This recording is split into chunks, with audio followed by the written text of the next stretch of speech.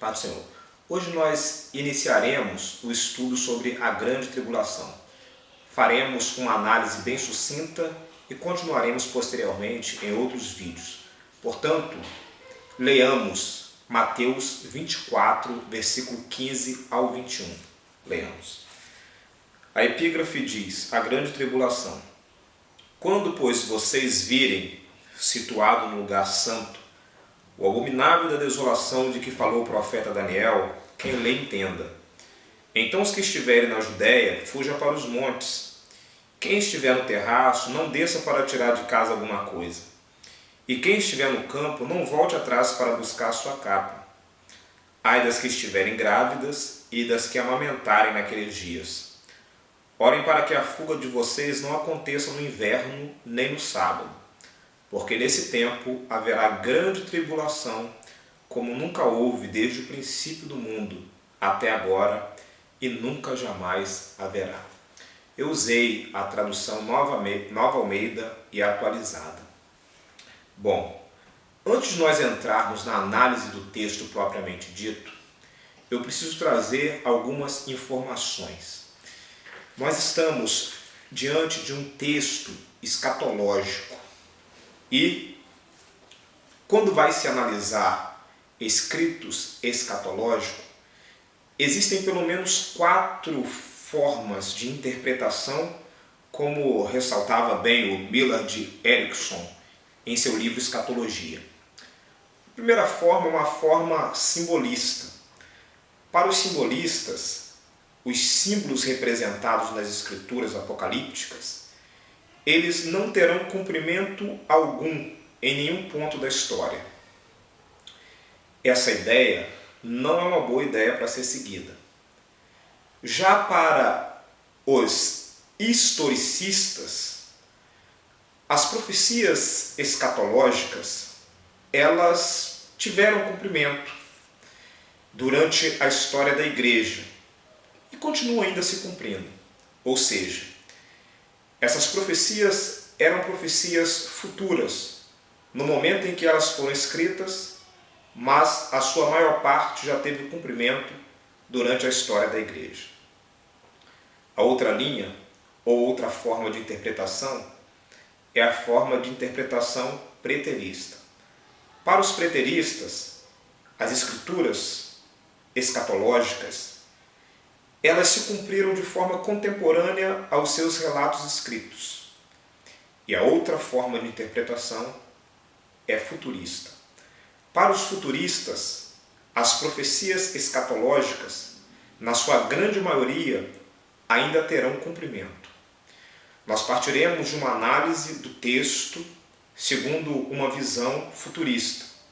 Como nós ressaltamos, uma visão simbolista não é uma visão boa para nós analisarmos o Apocalipse e para nós analisarmos as escrituras apocalípticas, as escrituras escatológicas, os textos escatológicos.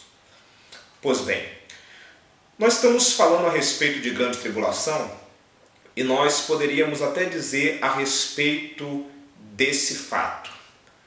Grande tribulação, o anticristo, o falso profeta, o número da besta, não vieram ainda. O número da besta ainda não aconteceu. O anticristo e o falso profeta ainda não se manifestaram. Observe como estamos diante de um texto que ainda terá o seu cumprimento.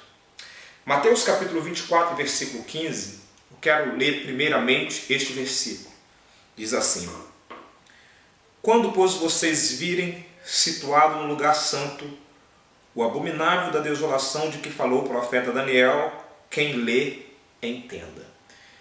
Quando paramos para analisar esse texto bíblico, e muitas pessoas, até mesmo muitos estudiosos, achavam que a profecia de Daniel, que é onde Jesus fala aqui, principalmente Daniel capítulo 9, versículo 27, que eu gostaria de ler neste momento. Daniel, capítulo 9, versículo 27, diz assim: ele fará aliança com muitos por 1 semana. Na metade da semana fará cessar o sacrifício e a oferta de cereais. Sobre a asa das abominações virá aquele que causa desolação, até que a destruição que está determinada seja derramada sobre ele. A respeito desse texto bíblico, muitas pessoas achavam que esse texto já tinha tido o seu cumprimento. Achavam que ele tivesse se cumprido de forma integral com Antíoco IV Epifânio, o Seleucida, como é bem relatado na história dos Macabeus e também bem relatado no livro A História dos Hebreus, de Flávio Joséfo, que era um historiador judeu, que foi um historiador judeu, e também relatado no livro de Daniel. Entretanto, nós observamos que a profecia de Jesus, Mateus capítulo 24, o sermão profético, ele foi posterior aos acontecimentos e às desolações e às profanações feitas no templo por Antíoco IV Epifânio. De fato, Antíoco IV Epifânio foi um homem cruel. Foi um homem que erigiu um altar a Zeus no templo. Foi um homem que sacrificou animais suínos no templo, que eram animais imundos de acordo com a lei. Foi um homem que proibiu o culto, proibiu a circuncisão dos judeus.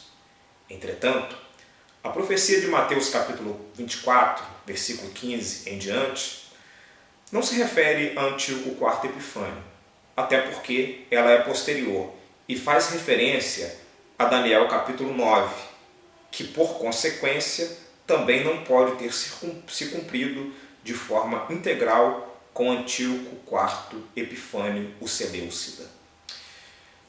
Continuando a nossa análise do texto, nós vemos e percebemos que o texto fala de tribulação.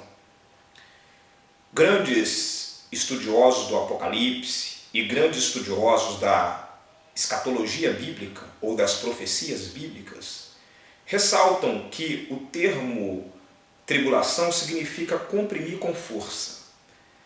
Eu poderia, nesse ponto, citar o saudoso pastor Antônio Gilberto, que foi um grande estudioso de escatologia bíblica por muitos e muitos anos. Ele ressalta isso no seu livro Daniel e Apocalipse. Começamos então e faremos a leitura do versículo 15, que diz assim: Quando, pois, virem situado no lugar santo o abominável da desolação de que falou o profeta Daniel, quem lê, entenda. Daniel fala desse abominável da desolação e, assim como Antíoco IV Epifânio, ele coloca uma imagem de Zeus no templo para ser adorada, assim também cremos que o anticristo colocará uma imagem, a besta terá uma imagem no templo a ser reconstruído ainda em Jerusalém, a qual será adorada. Apocalipse capítulo 13 fala das duas bestas. A besta que sobe do mar, que é o anticristo. O mar representa, no livro de Apocalipse, as nações inquietas. Então, é uma besta, um homem, que sai das nações inquietas, com poder político. E a besta que sobe da terra, que representa o falso profeta. Em Apocalipse capítulo 13, versículo 8, diz assim, a respeito da besta que sobe do mar: Todos os habitantes da terra adorarão aqueles cujos nomes desde o princípio do mundo não estão escritos no livro da vida do Cordeiro que foi morto. Os habitantes da terra adorarão e se prostrarão diante dessa besta. No versículo 14, ainda diz assim: Enganava os habitantes da terra com os milagres que lhe foi dado fazer diante da besta, mandando aos habitantes da terra que fizesse uma imagem para a besta que fora ferida pela espada e que ainda vivia. Observe que haverá uma imagem a ser feita para a besta, uma imagem da besta, e essa imagem também será adorada. Observe que Mateus capítulo 24, versículo 15, o qual eu ressalto mais uma vez, diz do abominável da desolação de que falou o profeta Daniel. Se nós formos lá para o livro de 2 Tessalonicenses, capítulo 2, versículo 3 e 4, perceberemos o alerta de Deus. Diz assim: ninguém de modo nenhum os engane, porque isto não acontecerá sem que primeiro venha a apostasia, e seja revelado o homem da iniquidade, o filho da perdição, o qual se opõe e se levanta contra tudo o que se chama Deus, ou é objeto de culto, a ponto de assentar-se no santuário de Deus, apresentando-se como se fosse o próprio Deus. O anticristo, ele se assentará no santuário de Deus, apresentando-se como se fosse o próprio Deus.